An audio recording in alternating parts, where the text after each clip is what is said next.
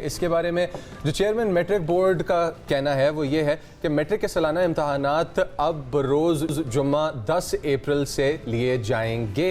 अच्छा, आपको क्या लगता है कि ये जो सिचुएशन है, ये जो न्यूज़ है, इसके अंदर बच्चे खुश हो रहे हैं, टाइम मिल गया प्रिपरेशन का, या बच्चे कह रहे हैं यार जल्दी करो, ख़त्म कराओ? अच्छा, मुझे ऐसा लगता है कि अगर मैं होती ना तो मुझे बुरा लगता है, बिकॉज आपने ना एक माइंड अपना बनाया होता है कि भाई इस टाइम तक मुझे इतनी तैयारी करनी है, उसके बाद वो पेपर हो जाना चाहिए, एग्जाम हो जाना चाहिए। जब ज़्यादा वक्त मिलता है ना तो मेरी कंफ्यूजन या मेरी नर्वसनेस बढ़ती जाती थी ऐसी सिचुएशन के अंदर।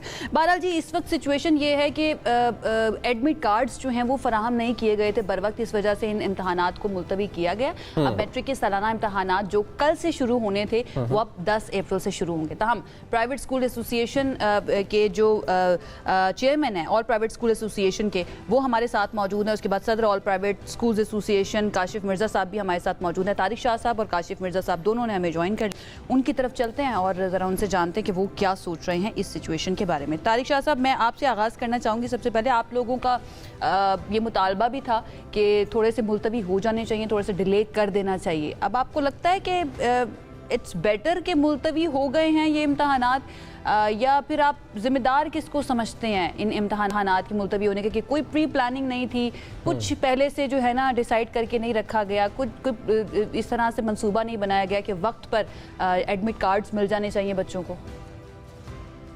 हाँ जी, thank you for taking me on board. देखें, ये तो बहुत अच्छा हुआ कि पेपर जो हैं वो आगे बढ़ गए, पोस्टपोन हो गए और नई डेट आ गई, क्योंकि सबसे बड़ा मसला जो इम्तहानात का था वो एडमिट कार्ड का इशुएंस का था। हमेशा से हम ये देख रहे हैं, साल से हम देख रहे हैं कि एडमिट कार्ड एक बहुत बड़ा इशू बन जाता है और वो टाइमली बच्चों को जो है ना वो इशू नहीं किए जा रहे होते। इस बार तो ऐसा था कि संडे भी गुजर चुका था और एडमिट कार्ड स्कूलों को नहीं मिले थे। अगर स्कूल को नहीं मिलेंगे तो वो आगे ऑब्वियसली बच्चों को डिस्पर्स कैसे करेंगे, वो भी एक पूरा मैकेनिज्म होता है। बच्चों को स्कूल में बुलाना, उनको इशू करवाना एक बहुत बड़ा एक जॉब होती है ये। तो जब वो टाइमली नहीं की गई तो बच्चों को फिर सेंटर इशू का नहीं पता कि सेंटर कहाँ जाना है। और ये हमेशा से रिचुअल रहा है कि जब पेपर्स होते हैं तो बच्चे जो हैं वो अपने माँ बाप के साथ सेंटर देखने जाते हैं, ताकि सुबह में वो ढूंढने का टाइम जो है वो वेस्ट ना हो।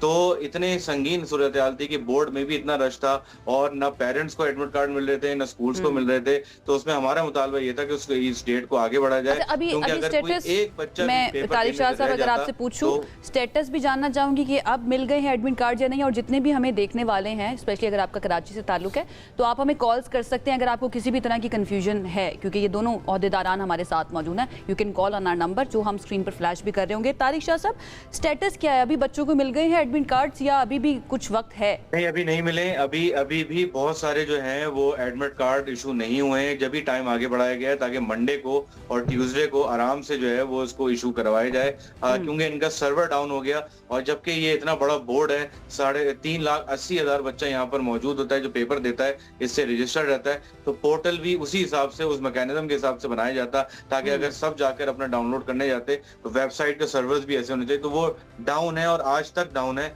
अभी तक वो रिज्यूम नहीं किए गए, तो उस पर काम चल रहा है। तो मोस्ट प्रोबेबली हो सकता है कि आज या आज शाम तक ये रिज्यूम करके इशुएंस दोबारा से स्टार्ट कर दें।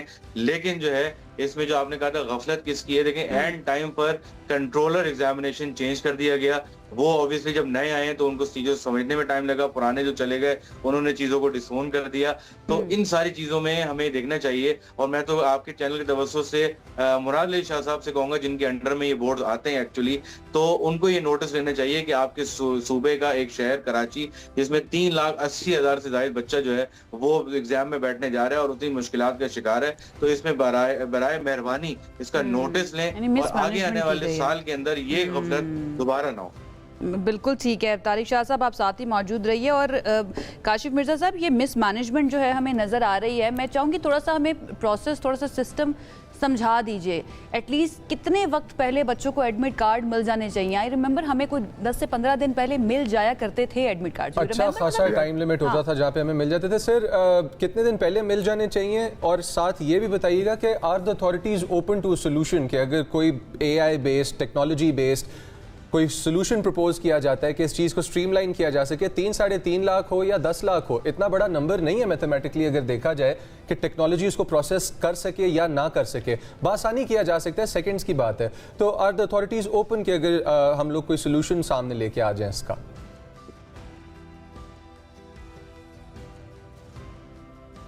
आई थिंक हमारी आवाज़ आई थिंक ही स्पीकिंग, लेकिन उनका माइक जो है वो म्यूट है। कोशिश करेंगे उनके साथ राब्ते को बहाल करें। लेकिन ये बहुत अच्छा पॉइंट मुज़म्मिल आपने उठाया कि टेक्नोलॉजी ने इतनी तरक्की कर ली है और बहुत बड़े बड़े ममालिक ऐसे हैं जहाँ पर इससे बहुत बड़ी तादाद के अंदर बच्चे स्कूल्स में पढ़ने के लिए जाते हैं, वहाँ पर इस तरह के मसाइल हमें देखने को नहीं मिलते। अगर हम आर्टिफिशियल इंटेलिजेंस को यूज़ कर रहे हैं अपने नादरा के सिस्टम्स के अंदर, जहाँ पे करोड़ों का डाटा प्रोसेस हो जाता है और आसानी हो जाता है, लाइसेंस प्रोसेसिंग के अंदर अगर हम लोग इसको यूज़ कर रहे हैं, आर्म्स लाइसेंस प्रोसेसिंग के अंदर अगर हम लोग यूज़ कर रहे हैं, तो हम लोग इसको बच्चों के कार्ड्स बनवाने के लिए भी यूज़ कर सकते हैं। जो एडमिशन के और एग्जाम्स के डाटाबेस हैं उनके अंदर हम लोग इनको इंटीग्रेट कर सकते हैं। काशिफ साहब के पास वापस जाऊंगा अपने सवाल के साथ।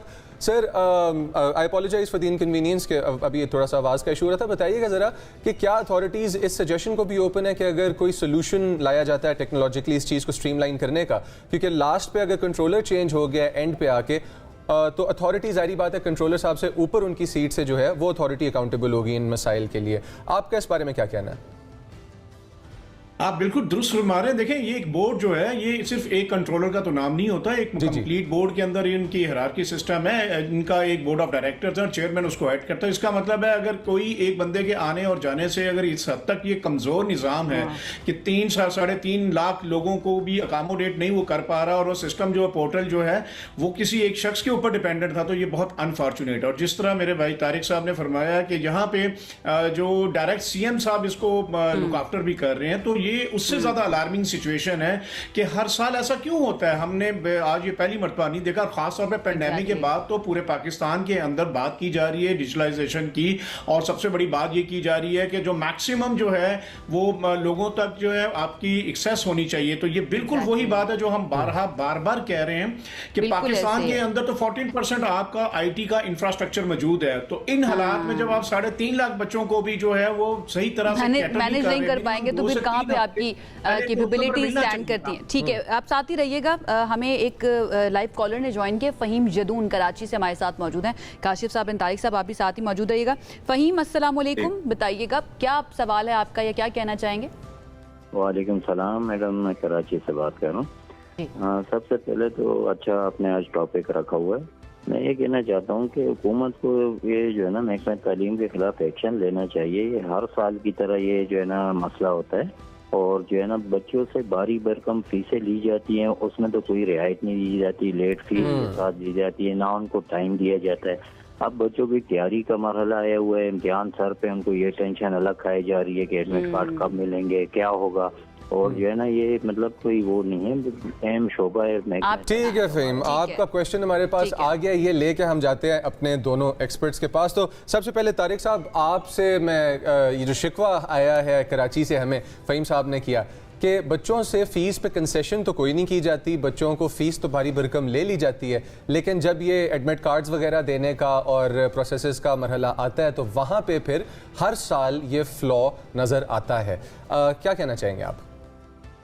जी बिल्कुल, देखिए हम भी इसी बात का रोना रो रहे हैं कि इतना बड़ा बोर्ड कराची का, और कराची एक मेगा सिटी है और यहाँ पर जो बोर्ड केटर कर रहे हैं बच्चों को, और फीस ऑब्वियसली जो है ना साल ब साल बोर्ड ऑफिस की जो फीस है वो बढ़ती जा रही है और मैकेनिज्म हमें उससे बदतरीन नजर आ रहा है। इसमें मैं गफलत तो देखें हुकूमत सिंध की जरूर है और हमारे भी यही इनके साथ हम खड़े हुए हैं, क्योंकि देखें हम 2 दिन से इसी बात पे आवाज उठा रहे थे कि पेरेंट्स को, बच्चों को और स्कूल निजामिया को एक टेंशन में मुब्तला रखा हुआ था कि एडमिट कार्ड कब मिलेंगे, कब मिलेंगे और कब मिलेंगे और कब दिए जाएंगे। क्योंकि देखें बच्चा अपनी तैयारी तो कर रहा है, लेकिन स्कूल पे भी प्रेशर ये है कि एडमिट कार्ड नहीं दिए जा रहे। माँ बाप उससे ज्यादा परेशान है कि बच्चों को अगर एडमिट कार्ड लेने से रह गया और पेपर देने से रह गया तो फिर साल जाया हो सकता है। बहुत संगीन मामलात हैं, इसलिए हम 2 दिन से इस पे बाकायदा जो है वो मीडिया में। अच्छा, ये तो सिर्फ अभी 2 दिन की बात है। तारिक साहब, मैं पहले पे सवाल मेरा बीच में रह गया था, मैं सारा मैकेनिज्म और सारा प्रोसेस जानना चाहूंगी, या फिर प्राइवेट स्कूल एसोसिएशन जो है वो किस तरह से मिनिस्ट्री ऑफ एजुकेशन के साथ या बोर्ड के साथ मिलकर काम कर रहा होता है। क्या पहले से इस मामले का मालूम नहीं था या फिर नहीं बताया गया था कि भाई अभी तक एडमिट कार्ड्स नहीं पहुंचे हैं? आपने जितनी वर्किंग की, जितना हैंड इन हैंड काम कर रहे होते हैं बोर्ड के साथ या फिर मिनिस्ट्री के साथ, काशिफ साहब मैं आपकी तरफ आ जाती हूँ, तो उधर से क्या नजर आता है फिर आपको? क्या वहां पर प्लानिंग की कमी थी, वहां पर सही तरह से लोग तैयार नहीं थे, या फिर यहाँ से सही तरह से कम्युनिकेट नहीं किया गया? What actually went wrong? देखिए इसमें सबसे हुआ ये बड़ी था जो बात है ये पहले प्लानिंग की जब कमी। हमारे जो थे फेडरेशन जो सिंध चैप्टर है वहाँ अख्तर अराई साहब जो बाकायदा तौर पे हमारे डेलीगेशन इनको मिलते रहे चेयरपर्सन को, और जब चेयरपर्सन से मुलाकातें हुई हैं तो ये सारी बातें हमने उनके गोशे गुजार की। प्रॉब्लम असल ये था कि यहाँ पे बहुत सा काम जो है ना, यहाँ पे जो लोग आते हैं अमूमी डेपुटेशन में जो की पोस्ट है, परमानेंट जो आपका कंट्रोलर होना चाहिए बोर्ड का, परमानेंट चेयरपर्सन होना चाहिए, एक टाइम टेन्योर होना चाहिए और उसको अकाउंटेबल किया जाए। अब जैसे ही कोई प्रेशर बिल्डअप होता है वो बंदा सीट से उसको हटाते हैं और नतीजा ये है कि जो काम आपका इन टाइम 2-3 हफ्ते पहले होना चाहिए तो आप अगर वो आखिर तक नहीं करेंगे तो सबसे बड़ा नुकसान किसका है? उन बच्चों का जिनको अभी तक रोल नंबर्स नहीं मिले, या उन अदारों का, या उस सेंटर्स में जहां वो पहुंच कंट्रोलर नहीं पाए। परमानेंट होने चाहिए और आपकी सीट्स जो परमानेंट होनी चाहिए वो आपका आगे ओपिनियन या है हमारे साथ लाइव कॉलर इस वक्त कराची से, उनका कमेंट ले लेते हैं जरा इस बात पे कि वो क्या सोच रहे हैं। अस्सलाम वालेकुम या एंड गुड मॉर्निंग, क्या सोच रहे हैं आप इस टॉपिक के बारे में जो डिस्कस हो रहा है? देखिए मैं तो ये सोच रहा हूँ कि जो सिंध में हालात है ना, देखें जो जिस तालीम उनके हवाले कर दी है जिनका तालीम से कोई ताल्लुक नहीं है। सबसे बड़ी बात है कि मुझे ये समझ में नहीं आता जब सिलेक्शन ऑफ पीपल करते हैं किसी भी ओहदे के लिए, किसी डिपार्टमेंट के लिए, तो वो जब वो नाअहल होगा, जब उसका तालीम के मामले में सीरियस नहीं होगा, वो कैसे डिसीजन लेगा? अब कराची का जो मसला है ना बोर्ड का यहाँ का, आप यकीन करें कि बच्चों के मुस्तकबिल में इतना सीरियस गेम खेला जा रहा है कि मेरे ख्याल में तो क्रिमिनल नेग्लिजेंस है ये। आप कब से एग्जाम दे रहे हैं, कब से कर रहे हैं? आप चाहे उसमें मार्क्स का मामला हो या मार्कशीट का मामला हो, हर मामले के अंदर जो है ना इनकी, और they are not taking serious. मेरा देखें जो प्राइवेट एसोसिएशन वाले ना ये बहुत काम करें, इनका स्टेक। अच्छा, अनफॉर्चुनेट ये कि this is not the first time कि पीपल्स पार्टी की गवर्नमेंट आई है। पीपल्स पार्टी 1970 से हम देखते आ रहे हैं कि वो किसी न किसी सूरत के अंदर गवर्नमेंट में मौजूद होती है, स्टेक होल्डर है बाकायदा तौर पर पाकिस्तान की। Thank you so much. या हमारे साथ थे। एक और लाइव कॉलर है सादिया कराची से। सादिया अस्सलाम वालेकुम, क्या कहेंगी आप? वालेकुम सलाम। मैं सिर्फ ये कहूँगी कि ये निज़ाम कभी भी ठीक नहीं हो सकता है, क्योंकि हम लोगों ने जब मैट्रिक करा तो जब भी ये सारे सिस्टम थे, कभी मार्कशीट में नंबर कम आ गए, कभी हमारा जैसे ए ग्रेड आया तो हम बी ग्रेड में आ गए, तो इसीलिए मैंने तो इस सिस्टम से अपने दोनों बच्चों को निकाल दिया। मेरे तो दोनों बच्चे माशाल्लाह से, मेरी बड़ी बेटी ने भी फेडरल बोर्ड से मैट्रिक करा, आर्मी पब्लिक से, और मेरा दूसरा बेटा है उसको भी वहीं से करवाऊंगी। कम से कम उसमें ये कुछ तो प्रॉब्लम नहीं है ना कि हम सेंटर बदलें और हमारे पास एडमिट कार्ड नहीं आए, उसका रिजल्ट भी जल्दी आ जाता है, सारी आसानी ये है।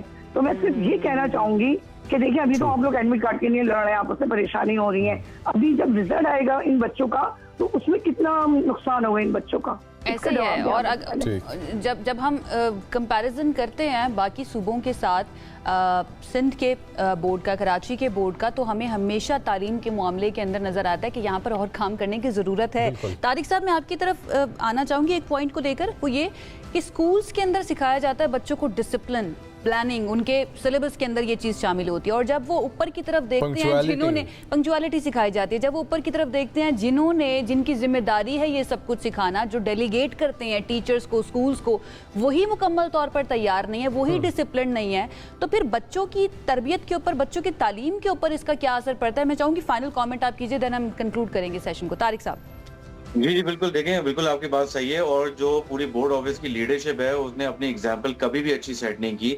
और मैं आपको मैकेनिज्म आप मुझसे पूछ रही थी, तो मैं आपको बताऊं कि जो एनरोलमेंट होता है, जब हम 6 महीने पहले या 7 महीने पहले एनरोलमेंट पढ़ते हैं तो वो भी कंप्यूटराइज होता है। तो मतलब एडमिट कार्ड बनाने के लिए कोई बहुत बड़ी साइंस नहीं है, you just have to print it, और लेकिन उनको अपलोड करना जरूरी है वहां पर, और पूरा मैकेनिज्म डिजिटलाइज हो चुका है। लेकिन प्लानिंग की गफलत है जिसकी वजह से आज तक इतने सालों से हम रो रहे हैं, और जिस तरह कराची के हालात हैं, कराची के इंफ्रास्ट्रक्चर के हालात हैं, उसी तरह आज बोर्ड की भी वही हालात हैं। और बात की 110% तारिक साहब, रीजन बताई गई है कि क्यों नहीं हो पाया? सिर्फ ये बता दीजिए।